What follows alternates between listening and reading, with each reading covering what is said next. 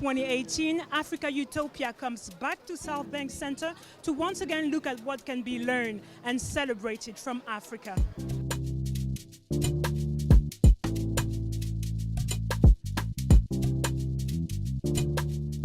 African designers, artists and entrepreneurs gathered in London to celebrate the annual Africa Utopia Festival, a weekend of talks, performances and events showcasing the African culture as part of South Bank Centre's Africa Utopia Festival. For this 7th edition, Africa Utopia collaborated with co-curators Indaba X for the first time and celebrated the influence of the African continent and its diaspora as always. People from all over the UK began to arrive at the foyers of the Royal Festival Hall, where a bustling marketplace was set up with stalls offering the latest African-inspired fashion, art, books, or homeware. We asked participants what the West can learn from Africa and how this dynamic continent shapes the way they think about arts, culture, and society.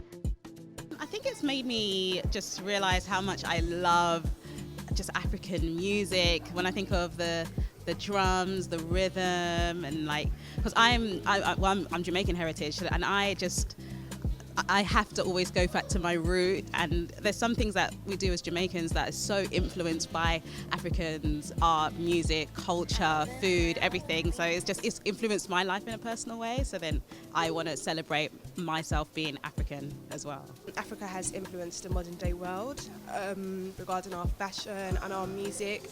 Like nowadays, our music has really taken over. More people are beginning to know about Afrobeats and also our African wear. For example, kente cloth. That's becoming very trendy in the modern day society now. So I do think Africa has influenced the world, and that's, When it comes to the discussion of Africa, it's a powerhouse when it comes to creativity, and the diaspora, being outside of the continent, have to be incredibly resilient in how they are, being creative and trying to make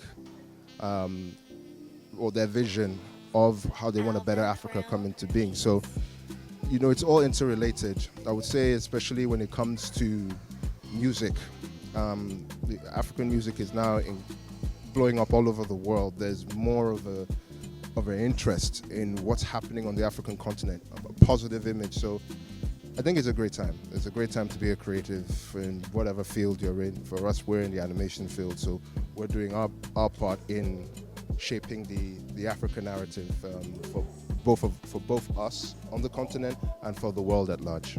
Africa is very colorful and is creative and is bold. We're bold in everything, and we want to show the world how bold we are and also show the colors to represent our culture and our vibes and what we know about Africa. So we invite everyone to be happy and enjoy Africa as well. Technically, for me, it's given me a way of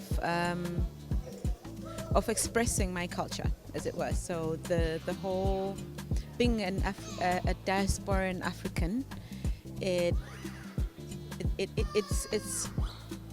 I think for me, it's being in the UK that has allowed me to express my art. It's allowed me to actually venture into infusing my art and my culture into everything I do. So it's kind of almost become an identity. So it's part of finding your identity within being African, being diasporan, and what that means for us. Because obviously once you come out of a culture and you assimilate into a different culture, it changes the meaning of you being African. Therefore you end up becoming a new culture. It's all around me. Like I said, it's everything I saw as a child, and I'm so inspired by the beautiful women that I see in Uganda and in other places in Africa.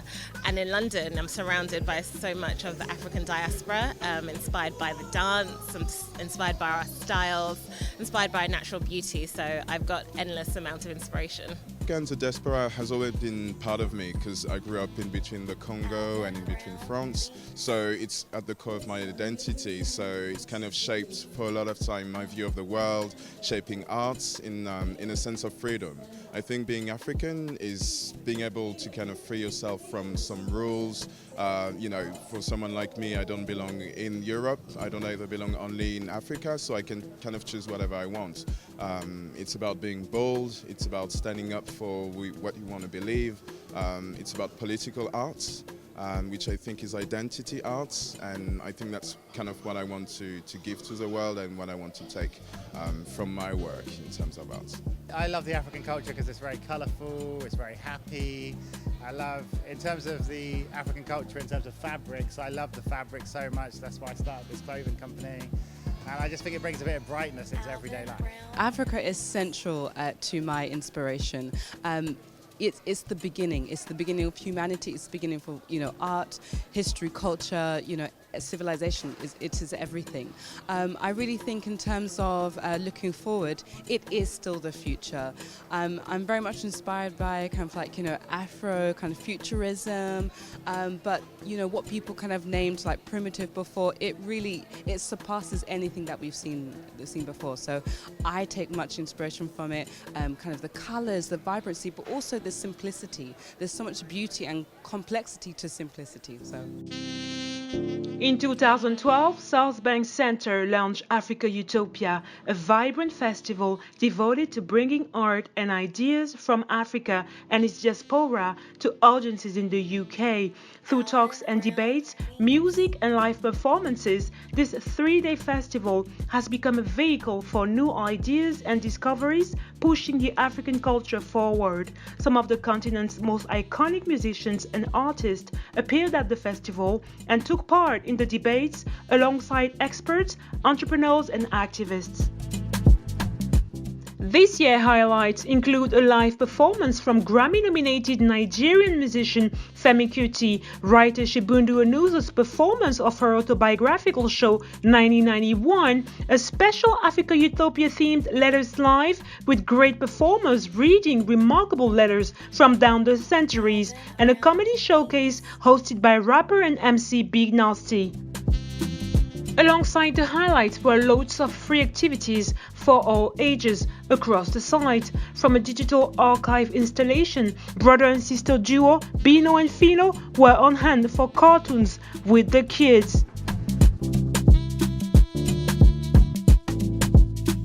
Well, Bino and Fino is an African educational cartoon show tailor-made to help children learn about Africa, African culture and heritage, and just general show like preschool stuff that you can find in a cartoon show.